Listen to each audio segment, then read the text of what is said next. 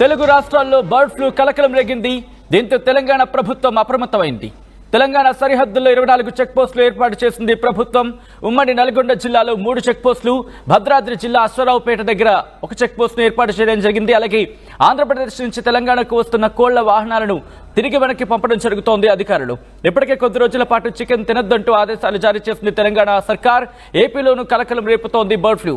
కృష్ణా, తూర్పుగోదావరి జిల్లాల్లో ఈ బర్డ్ ఫ్లూకి సంబంధించి వ్యాప్తిని గుర్తించారు అక్కడ అధికారులు.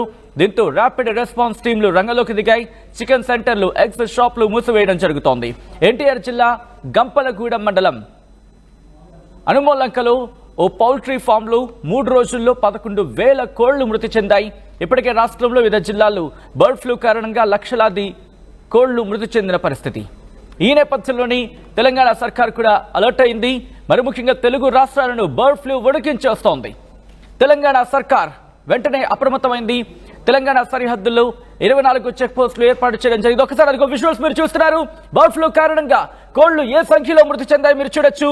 వాటన్నిటిని కూడా ట్రాక్టర్లతో వాటిని తరలిస్తున్న విజువల్స్ మీరు చూస్తున్నారు.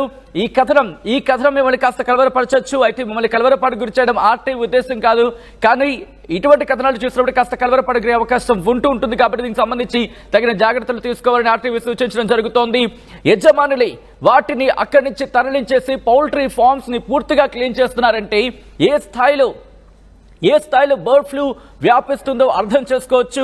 ఈ నేపథ్యంలో కొద్ది రోజుల పాటు చికెన్ కావచ్చు, ఎగ్స్ కావచ్చు తీసుకోవద్దంటూ కూడా ఇటు ప్రభుత్వాలు కూడా ఆదేశాలు జారీ చేస్తున్న పరిస్థితి. తెలుగు రాష్ట్రాలు ప్రజలకు ప్రభుత్వం హెచ్చరికలు జారీ చేస్తోంది బర్డ్ ఫ్లూకి సంబంధించి. అవును, బర్డ్ ఫ్లూ వ్యాపిస్తోంది. ఈ నేపథ్యంలో మీరు చూడొచ్చు, ఇది కల్పించిన వార్తో లేకపోతే సృష్టించిన వార్తో కాదు. మీ కళ్ళ ముందు మీరే చూస్తున్నారు. అవన్నీ కూడా కోళ్లు. మీరు కాస్త కలవర పడతారు కాబట్టి దానికి సంబంధించి బ్లర్ చేసి చూపించడం జరుగుతోంది. పౌల్ట్రీ ఫామ్ యజమానులై వాళ్ళంతటా వాళ్ళే ఆ కోళ్లను తరలించేస్తున్నారు. వాటిని దూరంగా తీసుకువెళ్ళి వాటిని అంశానికి సంబంధించి మీరు చూడొచ్చు, వాటిని దూరంగా తరలించేస్తున్న పరిస్థితి. వాటిని ఎక్కడికో తీసుకువెళ్ళి అక్కడ డంప్ చేయడం జరుగుతోంది.